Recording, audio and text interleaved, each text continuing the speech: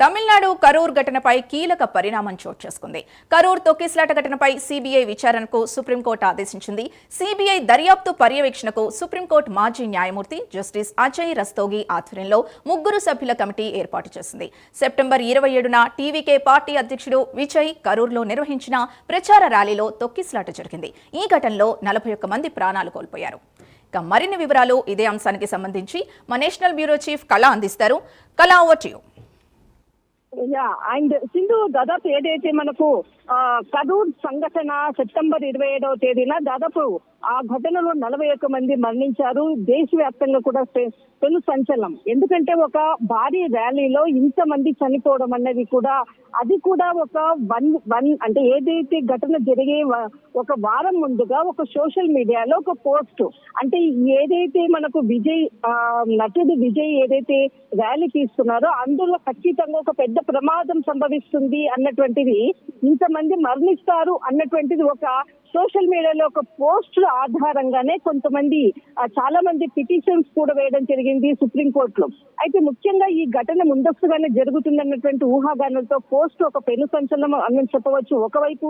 మరొక వైపు ఏదైతే దీనికి సంబంధించినటువంటిది హైకోర్టు ఇచ్చినటువంటి సీట్ ఏర్పాటు చేసే విధంగా, అంటే దాదాపు 41 మంది మరణించారు. దీనిపై ఏదైతే తమిళనాడు హైకోర్టు ఇచ్చినటువంటి ఉత్తర్వులను సవాల్ చేస్తూ టీవీకే బుధవారం సుప్రీంకోర్టుని కూడా గత వారము సుప్రీంకోర్టును ఆశ్రయించింది. అందులో భాగంగానే ఈ రోజు దీనికి సంబంధించినటువంటి కీలకమైనటువంటి ఉత్తర్వులను జారీ చేసింది ధర్మాసనం.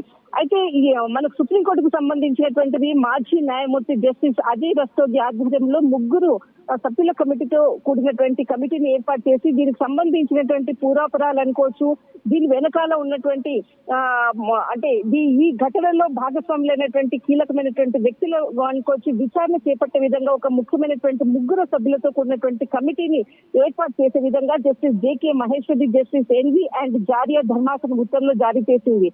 అయితే ఏదైతే హైకోర్టు ఇచ్చినటువంటి ఉత్తర్వులు ఏదైతే సీట్ ఏర్పాటు చేయాలి అన్నటువంటి మద్రాస్ హైకోర్టు ఇచ్చినటువంటి ఉత్తర్వులను మాత్రము సుప్రీంకోర్టు కొట్టిపారేసింది. దీనిపై విచారణ చేసే విధంగా కూడా చాలా కీలకమైనటువంటి తీర్పు ఇచ్చిందని చెప్పవచ్చు. దాదాపు దీనితో 3 సభ్యుల కమిటీ ఏర్పాటు చేసింది. ముందు కూడా దీనిపై విచారణ చేపట్టి ఇందులో ఏదైతే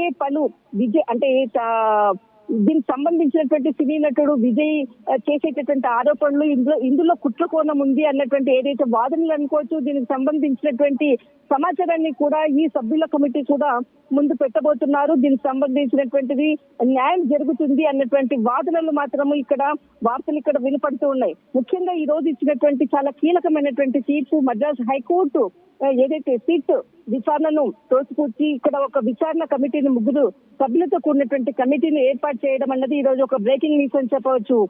సింధు, రైట్, థ్యాంక్ యూ కళ.